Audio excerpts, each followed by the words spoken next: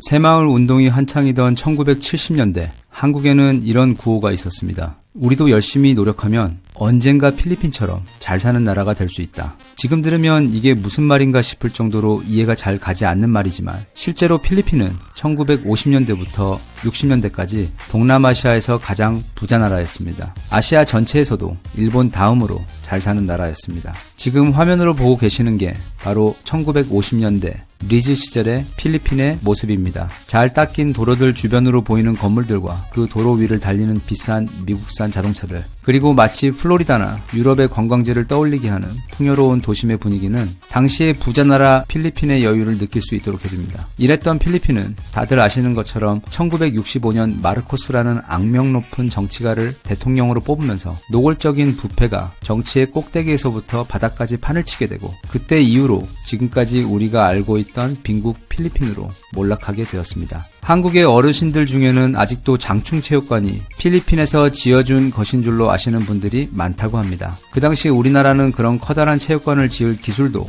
돈도 없었기에 부자 나라인 필리핀에서 가난한 한국을 위해 지어주었다는 믿음이 장충체육관 건립 초기부터 빠르게 퍼졌었는데, 그게 사실이 아님에도 불구하고 아직도 그렇게 믿고 계시는 어르신들이 많이 계시다고 합니다. 우리가 세계 최빈국으로 알고 있는 캄보디아 역시 얼마 전까지만 해도 아주 부자 나라였습니다. 상상이 잘 안 가시죠? 캄보디아는 프랑스에서 90년 동안 식민 통치를 했는데요. 프랑스의 가장 성공적인 식민지 중 한 곳이었습니다. 프랑스 사람들은 캄보디아를 너무도 마음에 들어해서 수도 프놈펜을 정성껏 파리처럼 예쁘게 꾸몄습니다. 그래서 매년 수많은 프랑스 사람들과 유럽 사람들은 캄보디아로 와 휴가를 즐겼다고 합니다. 그래서 당시 프놈펜의 별명도 바로 동양의 파리였습니다. 1960년 옆 나라 베트남에서 전쟁이 터지기 전까지는 나라의 경제 상황도 아주 좋아서 프놈펜에는 아시아에서는 드물게 대형 국제공항까지 있었습니다.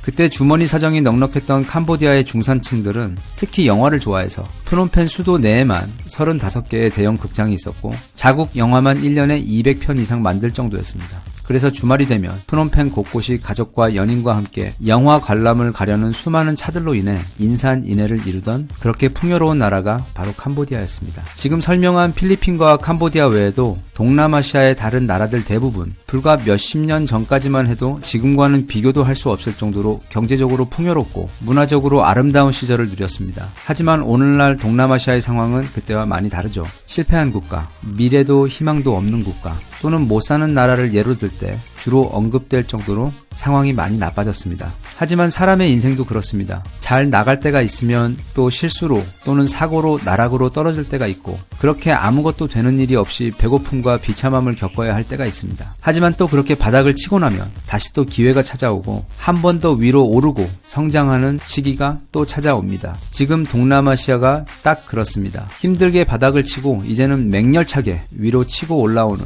그런 성장과 희망의 시기를 동남아시아 국가들은 지나고 있습니다. 1990년부터 2019년 사이 지난 근 30년을 돌아보았을 때 베트남의 GDP는 20배나 올랐습니다. 인도네시아는 무려 70배나 올랐습니다. 동남아 부국의 상징인 싱가포르는 세계 금융 투자가 늘며 무려 90배나 올랐고요. 동남아와 자주 비교되는 라틴 아메리카에서는 이 기간 동안 20% 이상 성장한 곳은 브라질밖에 없습니다. 특히 베트남과 인도네시아는 과거 우리가 70년대, 80년대를 거치며 이뤄낸 성장보다 더 가파른 성장세를 보이고 있습니다. 소득과 소비 그리고 투자와 함께 미래에 대한 기대가 폭발하고 있는 곳이 바로 2019년 현재의 동남아시아입니다. 지금 동남아시아는 아주 핫합니다. 동남아시아 국가들 중 잘 사는 나라들의 모임을 아세안, 즉 아시아 신흥공업국이라고 부릅니다. 모두 5개의 국가들이 있습니다. 이들 국가들은 지난 20여 년간 가파르게 성장해왔고 앞으로도 최소 30여 년간은 그 가파른 성장세가 이어질 전망입니다. 나라의 경제가 커지면 더 많은 공장과 인프라를 지어야 합니다. 그리고 물류 이동을 위한 철도와 도로도 새로 깔아야 합니다. 공항도 만들어야 하고 항만도 지어야 합니다. 도심에는 일거리가 많아질 것이기 때문에 더 많은 사람들이 도시로 몰릴 것이고,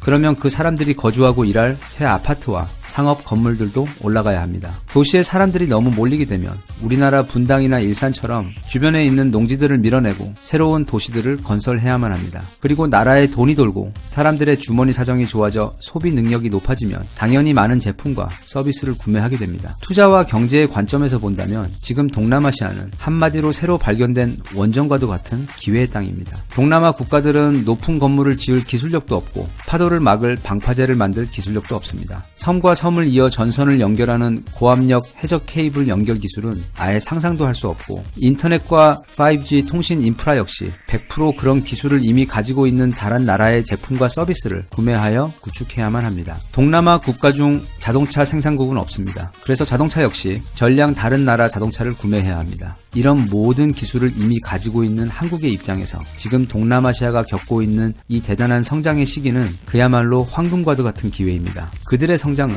우리에게도 그대로 성장의 기회인 것입니다. 도로를 닦고 철도를 연결하며 도심 내 고층 건물들을 올리고 인터넷 통신망을 구축하는 것까지 모두 우리가 해줄 수 있으며 그건 향후 20년간 최소 약 200조 원에 해당하는 사업권입니다. 한국에서 우리가 3년 동안 전쟁을 치르는 동안 전쟁에 필요한 군수물자를 만들어 파는 것으로 패전으로 다 쓰러져 가던 일본이 불과 3년 만에 아시아 최고 부자 국가로 올라선 일을 모두 기억하실 겁니다. 지금 동남아가 그렇고 그래서 일본은 오래전부터 그 기회를 포착하고 동남아 곳곳에 거대한 빨대를 아주 깊숙이 꼽아놓고 있었습니다. 일본이 지난 30여 년 동안 동남아시아에 직간접적으로 투자한 돈은 약 600조 원에 달합니다. 한 예로 동남아시아에 가보신 분들은 잘 아시겠지만 그곳 도로에서 보이는 자동차의 약 90% 이상이 모두 일본 차입니다. 자국 자동차 브랜드가 있는 우리나라에서도 국산차의 점유율은 약 60%를 조금 넘는 수준입니다. 하지만 동남아시아에서는 토요타와 혼다와 같은 일본차가 도로의 90%를 넘게 덮고 있습니다. 섬이 많은 필리핀과 인도네시아에 가면 다리가 유독 많습니다.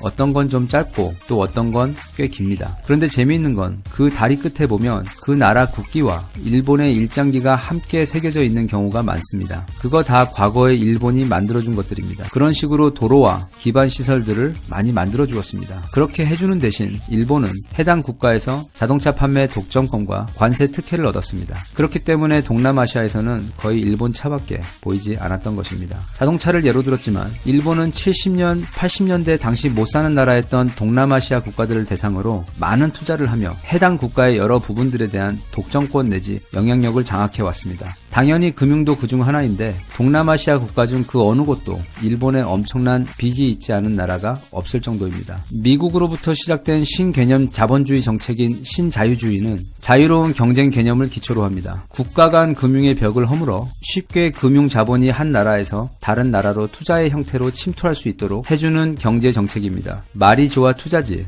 금융의 달인들인 미국의 월가와 영국의 로스차일드가 같은 헤비급 금융 전문 파이터들과 90년대 한국이나 지금의 동남아 같은 갓난 아기들을 모두 한 링 안에 가둬놓고 룰 없이 자유롭게 싸워라 하는 것이 바로 신자유주의 정책입니다. 사실 금융 강대국들이 후진국들을 합법적으로 착취하기 딱 좋은 경제 정책이 바로 신자유주의이며 미국과 영국 다음으로 그걸 가장 잘 써먹고 있는 나라가 바로 일본입니다. 그렇게 못 사는 나라들은 우선 금융부터 미국과 일본 같은 강대국들에게 빼앗기게 되며 일종의 빚쟁이가 되어 나라의 모든 부분이 식민지화되는 것입니다. 다시 말하면 일본에게 있어 동남아시아는 전쟁 없이 원조라는 그럴싸한 무기를 활용해 생성된 새로운 형태의 거대한 식민지 사업장인 것입니다. 그런 사실에도 불구하고 동남아시아 사람들은 우리와는 다르게 일본에 매우 호의적입니다. 자기들 나라보다도 압도적으로 부자 나라이면서 도로도 깔아주고 건물도 올려주는 고마운 나라인 것이죠. 게다가 주변에 보이는 자동차는 모두 토요타 아니면 혼다 또는 닛산뿐이고 백화점에 가도 소니와 파나소닉과 같은 일본 제품들만 보이니 그들의 마음속 지난 30년간 이렇다 할 경쟁자 없이 완벽하게 동남아시아를 독점하고 있던 일본에게 비상 상황이 발생했습니다. 바로 한국이 무서운 기세로 동남아시아 시장을 잠식하기 시작한 것입니다. 더 심각한 문제는 한국은 과거 자신들이 했던 것처럼 단지 자본으로 시장에 침투하는 것이 아닌 오랫동안 자신들만의 전유물이라 여겼던 첨단 기술을 오히려 자신들보다 더 높은 성능과 더 낮은 가격으로 제공하며 공략하고 있으며 게다가 BTS와 같은 K-팝과 뷰티 컨텐츠들을 앞세운 한류까지 그 공세에 힘을 더해 진정한 미래의 고객인 동남아시아의 어린 세대들이 가장 동경하고 사랑하는 나라가 일본이 아닌 빠르게 한국이 되어가고 있는 것입니다. 참고로 동남아시아 국가들의 특징 중 하나는 평균 나이가 29세에서 33세로 아주 어리다는 점입니다. 캄보디아의 경우 폴포트 정권을 거치며 국민 800만 명 중 4분의 1이 학살을 당했기 때문이며, 베트남의 경우도 오랜 전쟁을 거치며 기성세대들이 뭉텅이로 사라졌기 때문입니다. 때문에 나라의 가장 많은 사람들이 청소년과 젊은이로 구성된 동남아시아 국가들은 K-팝과 패션, 그리고 뷰티와 스마트폰을 좋아할 그런 세대들로 이루어져 있고, 지금 그들은 한국과 사랑에 빠져 있습니다. 동남아 시장에서 현재 일본은 빛의 속도로 한국에게 밀려나고 있는 상황입니다. 게다가 현재 우리 정부는 신남방 정책이라는 경제 전략을 통해 아주 공격적으로 동남아시아 시장을 공략하고 있어 앞으로 불과 수년 후면 한국은 일본이 지난 30여 년간 공들여 만들어 놓은 알짜 동남아 시장을, 그것도 그 수확 시기 직전에 가져올 것으로 보입니다. 베트남 같은 경우 이미 가장 선호하는 나라가 한국입니다. 베트남 사람들은 압도적으로 한국에 대해 우호적입니다. 저 같은 사람도 베트남에 가면 한국 남자 버프를 받아 꽤 인기를 끌 수 있다는 이야기를 심심찮게 들어왔습니다. 베트남의 대학교에서 가장 빨리 신설되고 또 가장 빨리 신청이 마감되는 학과도 한국어 학과라는 이야기도 자주 전해지고 있습니다. 과거에는 거의 100%에 가까울 정도로 일본 차밖에 없던 베트남에서 올해 가장 많이 팔린 승용 자동차 1위와 2위는 모두 현대차입니다. 게다가 현대차는 현지 대표 생산기업인 탕콩과 얼마 전 손을 잡았기 때문에 이 기세는 더욱 강해져 내년에는 1위부터 5위까지 모두 현대 기아차가 차지할지도 모릅니다. 현재 상황으로 볼 때 그런 예상은 전혀 무리가 아닙니다. 그리고 박항서 감독님 덕분에 현재 베트남에서 한국의 이미지는 그야말로 최고입니다. 얼마 전 베트남 현지 언론에서 조사한 인물 영향력 설문에서 박항서 감독님은 압도적인 표 차이로 베트남인들이 가장 좋아하고 믿는 사람으로 뽑혔습니다. 2위는 감독님의 제자인 베트남 대표팀 축구 선수였습니다. 삼성은 일찌감치 불안한 중국을 떠나 베트남으로 스마트폰 생산 공장을 옮겼습니다. 작년 한 해 동안 베트남에서 생산한 삼성 스마트폰 수출액은 무려 70조 원에 달합니다. 베트남 국가 전체 GDP가 260조 원입니다. 그것의 거의 4분의 1에 육박하는 매출을 삼성이라는 기업 혼자 제공하고 있는 것입니다. 삼성 없었으면 베트남 GDP는 190조 원대로 훅 떨어지게 되는 것입니다.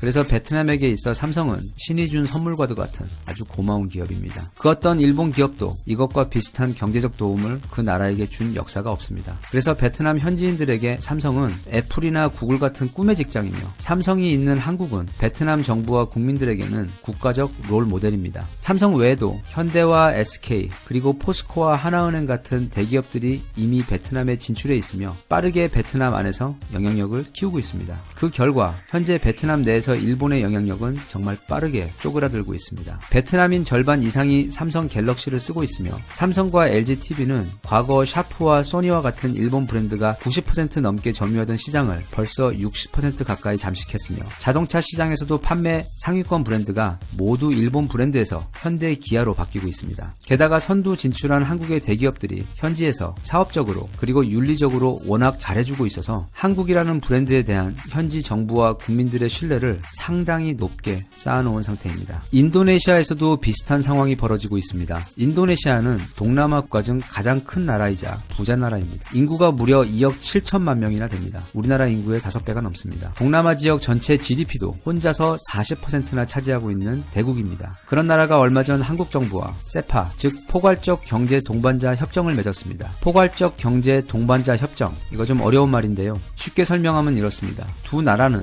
서로의 성장을 돕는 친구가 되어 서로 도울 수 있는 것은 적극적으로 도와가며, 주요 수출 품목에 대한 관세도 낮추는 것이 아닌 아예 없애버리고, 나아가 기술력이 낮은 쪽은 적극적으로 상대에게 일감을 몰아주고, 대신 기술력이 높은 쪽은 그렇게 수주를 하여 수익을 챙기되 일을 진행하며 기술력 지원을 아낌없이 해주자는 그런 아름다운 관계가 바로 세파입니다.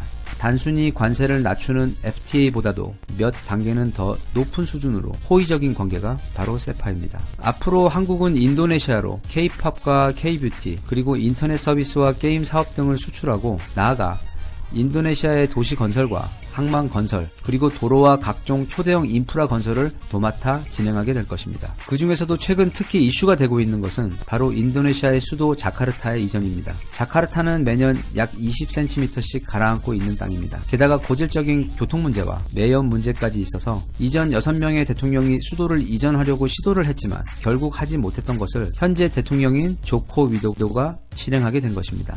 세계에서 도시를 이전한 케이스 중 가장 성공적인 케이스가 바로 한국의 행정수도 이전인 세종시의 케이스이기 때문에 약 40조 원에 해당하는 이 초대형 사업을 한국 정부와 현대건설 그리고 포스코 건설 등 한국 기업들이 맡아 하게 된 것입니다. 현재 태국에서도 인도네시아와 비슷한 유형의 대규모 국가 인프라 업그레이드 사업이 시작되고 있습니다. 타일랜드 4.0이라고 불리는 이 사업의 핵심은 초고속 인터넷 등과 같은 IT 인프라 구축과 신규 도로망 구축, 그리고 공항과 항만 구축 사업 등이 주요 사업 항목입니다.